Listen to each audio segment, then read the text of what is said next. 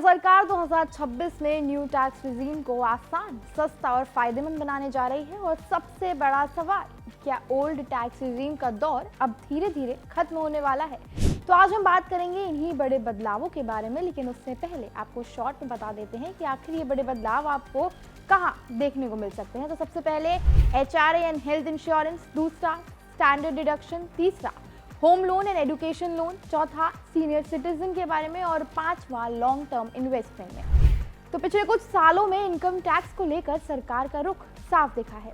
मुश्किल नियम और कागजी झंझट भरी व्यवस्था को छोड़कर एक ऐसे टैक्स सिस्टम की तरफ बढ़ना जो सरल हो, पारदर्शी हो और जिसमें टैक्स पेयर को ज्यादा सोच विचार न करना पड़े।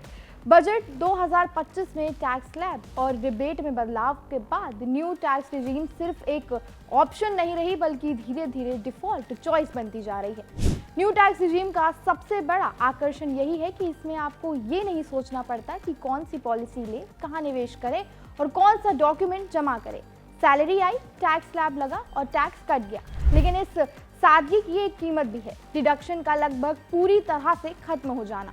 और यही वजह है कि आज एक बड़ा वर्ग, खासकर सीनियर सिटीजन, होम लोन लेने वाले और मेडिकल खर्च उठाने वाले लोग ओल्ड टैक्स रिजीम को छोड़ने में हिचकिचाते हैं।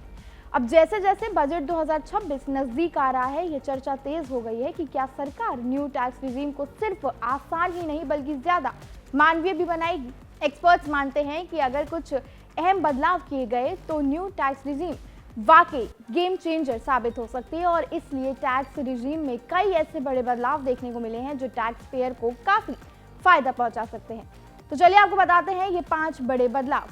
सबसे पहला और सबसे ज्यादा चर्चा में रहने वाला मुद्दा है HRA और हेल्थ इंश्योरेंस। मौजूदा न्यू टैक्स रिजीम में हाउस रेंट अलाउंस और मेडिकल इंश्योरेंस प्रीमियम पर कोई छूट नहीं मिलती।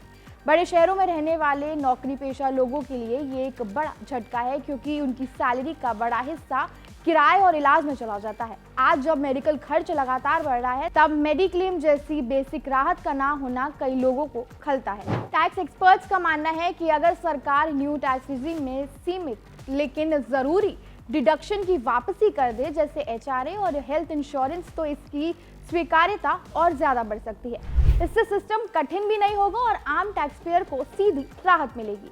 दूसरा बड़ा मुद्दा है स्टैंडर्ड डिडक्शन। फिलहाल न्यू टैक्स रिजीम में यही एक राहत है जो हर सैलरीड व्यक्ति को मिलती है, लेकिन महंगाई के इस दौर में ये राहत अब कम पड़ने लगी है। रोजमर्रा के खर्च, बच्चों की पढ़ाई, ट्रांसपोर्ट और हेल्थ, हर चीज महंगी हो चुकी है।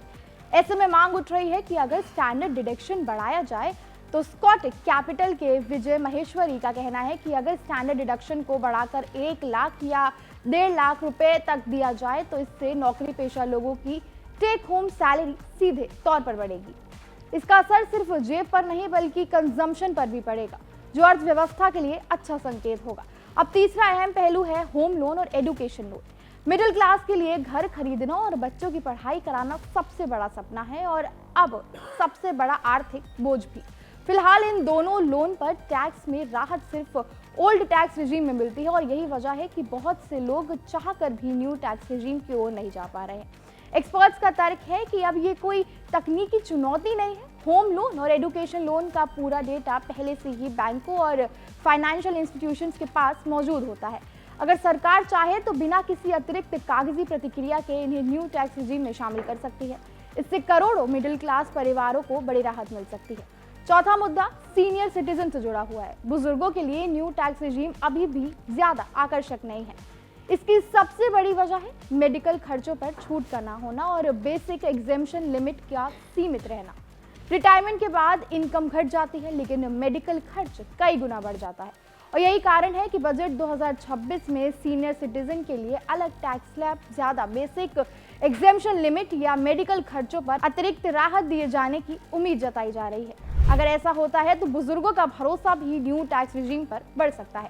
पांचवा और भविष्य की सोच से जुड़ा मुद्दा है long term investment. New tax regime का मकसद सिर्फ टैक्स फाइलिंग आसान करना नहीं होगा, बल्कि लोगों को लंबे समय के लिए निवेश के लिए भी प्रोत्साहित करना होगा।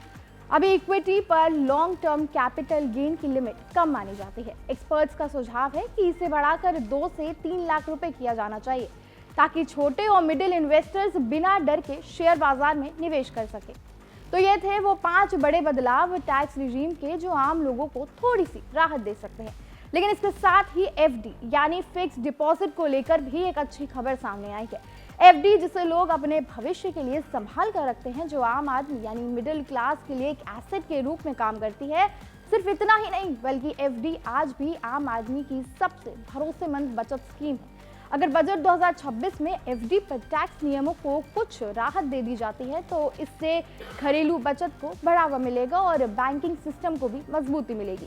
कुल मिलाकर तस्वीर साफ है, सरकार न्यू टैक्स रिजीम को भविष्य की टैक्स व्यवस्था बनाना चाहती है, लेकिन इसके लिए इसे सिर्फ सरल नहीं बल्कि संवेदनशील भी होना होगा। लोगों की असल जिंदगी के खर्च, घर, इलाज, पढ़ाई और रिटायरमेंट अगर टैक्स सिस्टम में जगह पाएंगे तभी ये व्यवस्था दिल से अपनाई जाएगी।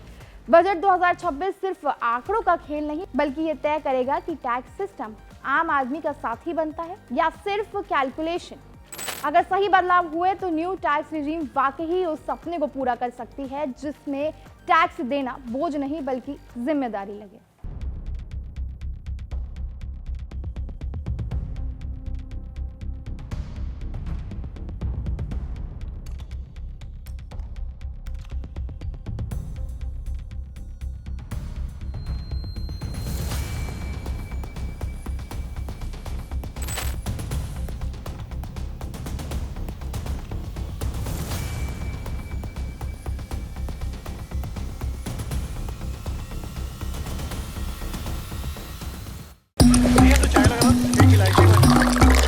यहाँ ताजा खबर के साथ हर दिन की शुरुआत कड़क है। आमने सामने बैठ रखते हैं बात पूरे दम से, आराम से। चर्चा होती है बेधड़क। यहाँ किस्से कहानियों में बोल सरल और अंदाज बेहद कड़क मिलता है। जीने में एक तेवर है जो आता है सही ज्ञान, जानकारी और उससे कमाई कड़क नोट से। इधर मौके पर चौका नहीं छक्का लगा जलवा दिखाते हैं। कड़क क्रिकेट से अपने रोमांच को जो बढ़ाते हैं। यहाँ की हर बात का मिजाज एक है, मिजाज कड़क। आपका अपना YouTube चैनल कड़क लाइव बेधड़क।